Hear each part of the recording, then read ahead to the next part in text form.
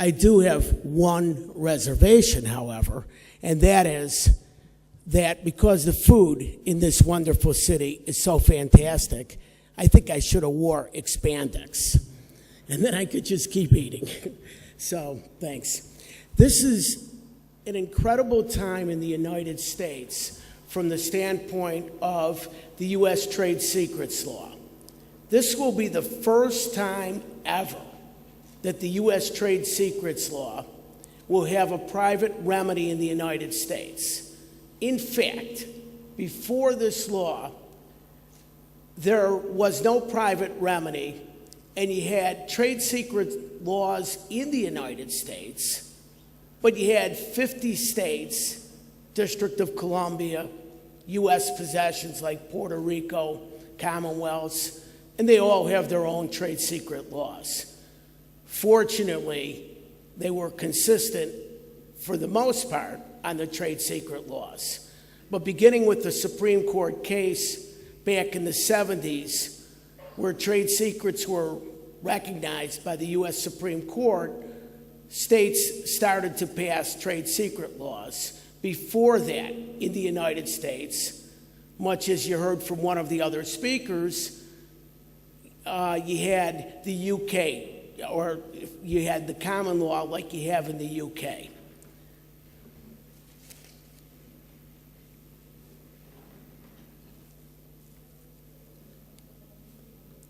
So we have a situation where now with the federal law coming into existence potentially and in Congress, we're going to have the federal law where basically we'll codify and we'll strengthen, make the federal law more robust for basically protecting trade secrets. Oops, let me get this going here.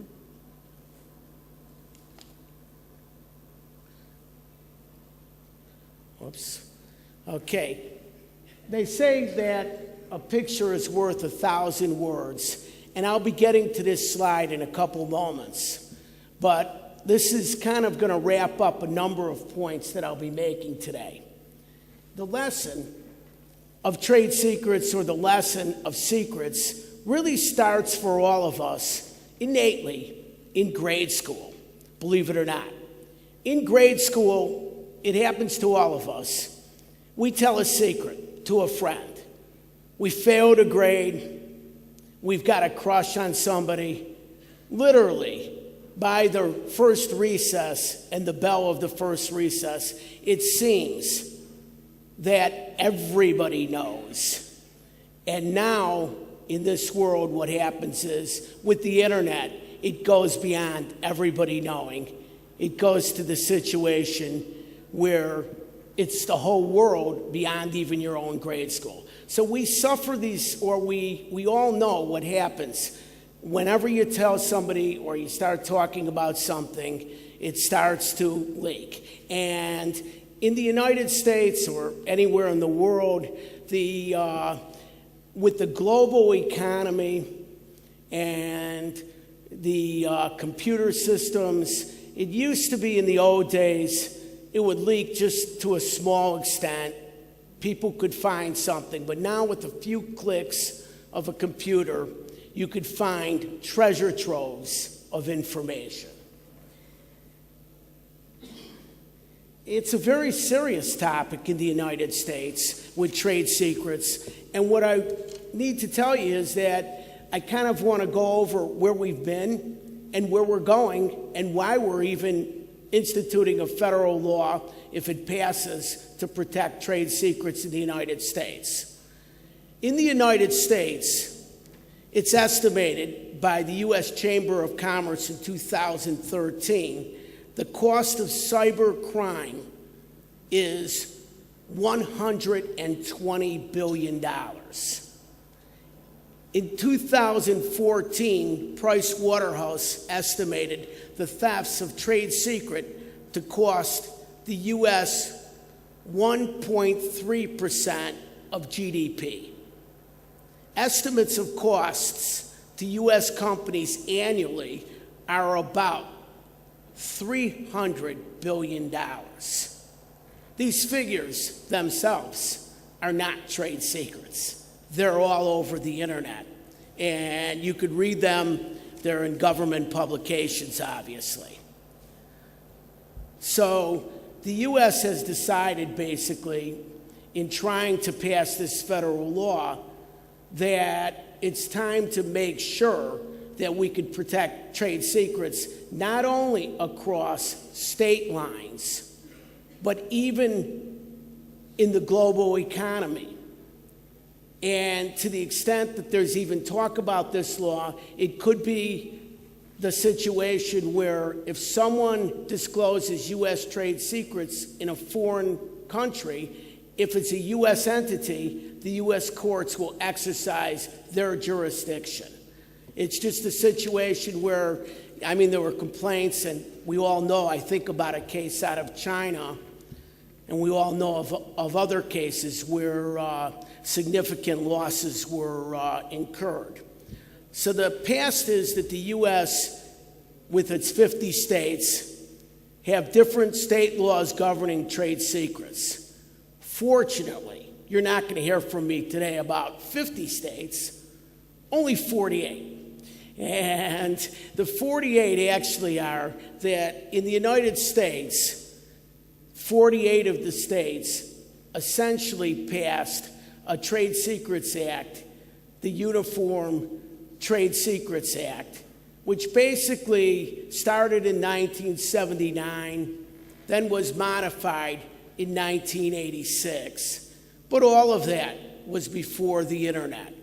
So it was considered that it just wasn't, sufficient because the types of technology weren't even actually in existence back then and weren't even thought of.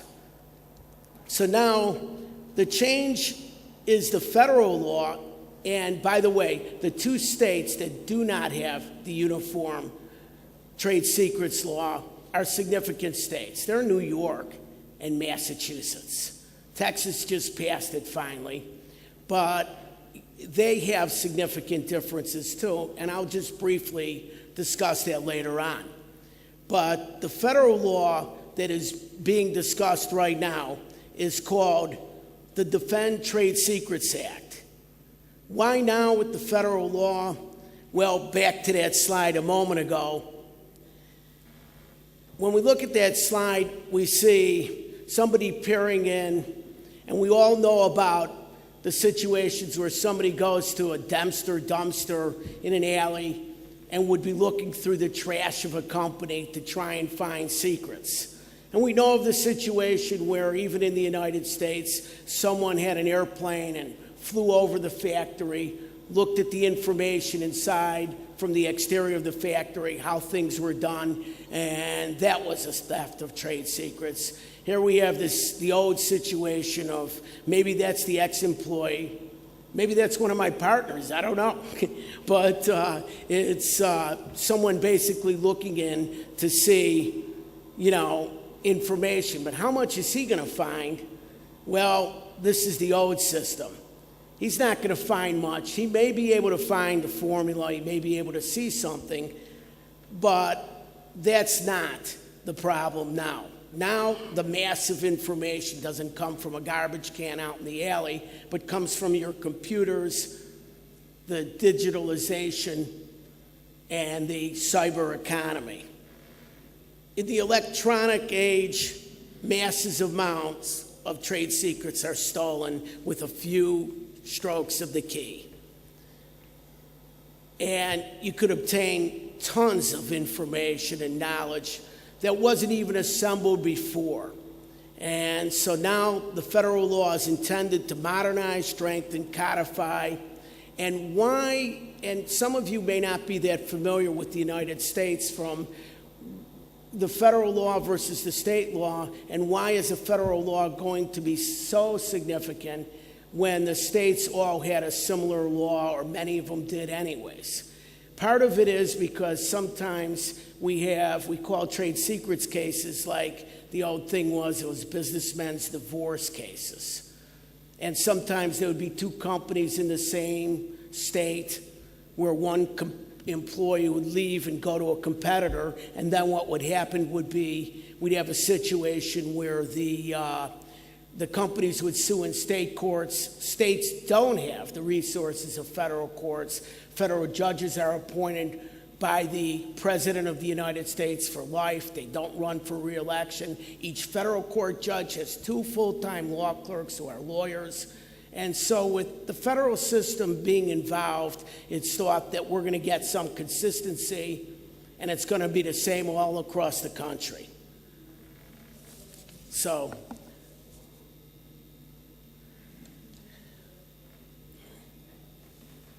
in the United States, I want to kind of go over where we've been, where we're going, what's happening. What can be said to be trade secrets? Well, this slide says just about anything. And that's true, but there's a few criteria, just like you heard about the EU. Information that's not generally known, that sounds similar to the EU and other places. It must also not be readily ascertainable. It must have value from its use or disclosure. And 2 other criteria. There must be reasonable efforts to maintain secrecy. And the cases, well, I'll say, obviously, for the tort to be committed and the violation of the statute to occur, you need a misappropriation. It can't be that somebody just found it and then they took it. And it's important to stress that a trade secret needs to be information. Information means the great example of this is the guy who has a coin, a tycoon has a coin, he hides it in his house, he tells somebody where it's at, and they tell somebody else, they find the coin in the house. Is that a trade secret violation? Absolutely not. That's a stolen coin. So it's information that has to be the trade secret.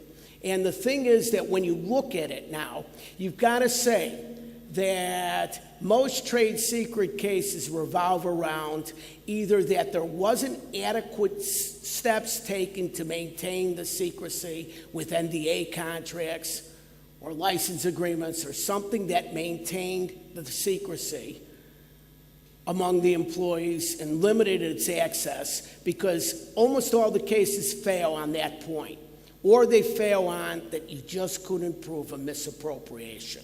So that's where you're going with that. So really, I looked at the last 60 or so cases reported, and you can see about 30 of them fail on the inadequate steps. If you're not going to take the time to try to protect your asset with contracts and NDAs, then the courts aren't going to uphold it, and they're going to find that it's inadequate steps. So what I said before was the valuable trade secrets could be anything almost, as long as it's information. And here you see the English muffin's appearance with its grooves and that sort of thing. That's considered a trade secret. I guess it adds to the taste or something. Interesting, Dr. Pepper's recipe said to be made but from 23 flavors, some natural, believe it or not. These are all trade secrets. And here we have a situation where you may not realize it, but negative knowledge may also be trade secrets. And by negative knowledge, we're saying that sometimes you fail on experiment after experiment, and it takes years to develop, for instance, a drug product. And the failures in those experiments are trade secrets. The information is valuable because the competitor knows not to go down those paths. They're a dead end. So another thing is the modification rule. You're not going to avoid, if there's been a misappropriation, you can't then just say, well, I avoid it because I've actually improved it. That's not going to be permissible. This is the Uniform Trade Secrets Act of the United States. And again, we're looking at 48 states have adopted this, and this is what currently is in play, along with some other statutes that are, and some states having the common law. And this is where if someone breaches this, then you could get damages, you could get double damages, you could get injunctive relief, you could go in federal courts, but only if you have what's called diversity jurisdiction, because there's no federal statute yet, it's still pending. And this basically tells you the remedies for breaching trade secrets under the Uniform Trade Secrets Act, and it includes lost profits, unjust enrichment, injunctive relief, as I said a moment ago. And so it's extensive potential remedies that you could get for a violation under current law, again, in 48 states. But let me say this. The 48 states, and you know, we'd miss lunch, and we'd miss lunch tomorrow if I started talking about that. But the 48 states have significant differences. For instance, maybe the most significant is the statute of limitations. In some states, it's only 3 years. In others, it's 5. In some states, it's the remedies. In some states, it's attorney's fees. So if you're bringing a claim under state law, that's all you've got right now. You have to consider where it would be best to sue. You pick the wrong spot, the wrong state, you got big problems. You may find you're out of the box. Okay.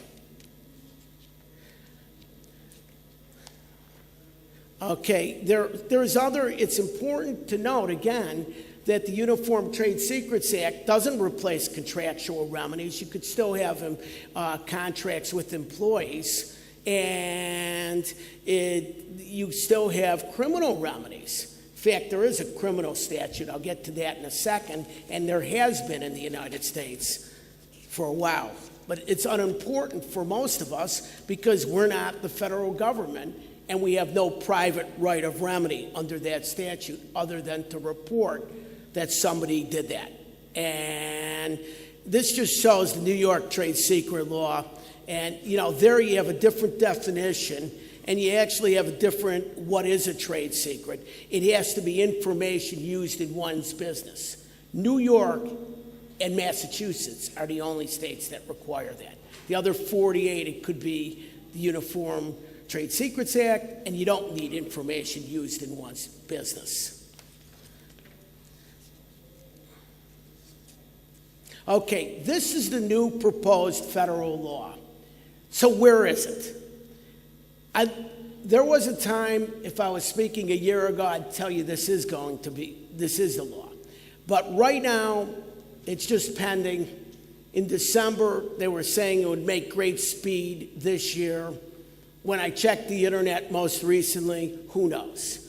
There's 31 college law professors that filed a statement opposing this law. But basically, the advantages in this law are that basically it codifies things, 5-year statute of limitation, and the other law, the prior law, had double damages. This has treble damages. And this tries to promote a standard, you know, by itself on what is a trade secret. And more importantly, and maybe most importantly, is that this will put you in the federal court even if you're against two companies within the same state. But the biggest area, the most important aspect of this new potential federal law is ex parte seizures. You don't have to anymore, you know, wait till something gets disclosed and the cat's out of the bag and everybody knows it.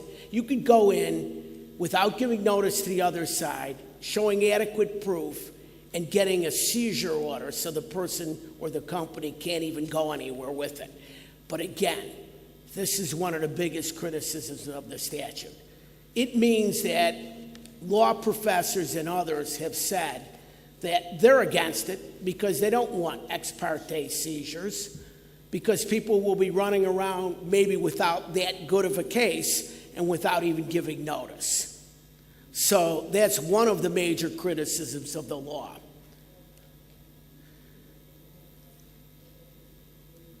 Okay, this just gives some examples. Usually the trade secret scenario everywhere in the world seems to be just employees or, some sort of relationship, and they basically take what you've got and, and try and basically use it at another setting. And on defenses, you could always, and this is the key thing if you're a company, keep records of where you found stuff independently, and that you did develop it independently, or that you got it through no nefarious means. And you could reverse engineer, that's a defense, but that's not always available, as you know, for recipes. And for tolerances on products, reverse engineering can be very, very difficult. Okay, and the one thing you want to always consider too is that wherever you're going with trade secrets, consider what other areas of law you might have that might protect some of your assets. Copyright laws, but the copyright law may preempt your trade secret coverage. There's a famous case, operations manual, and it was published in published in copyright. That's not going to be a trade secret anymore.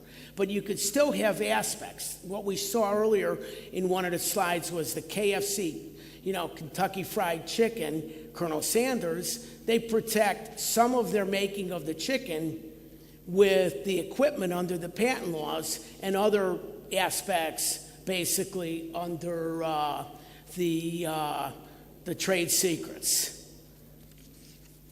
And we've got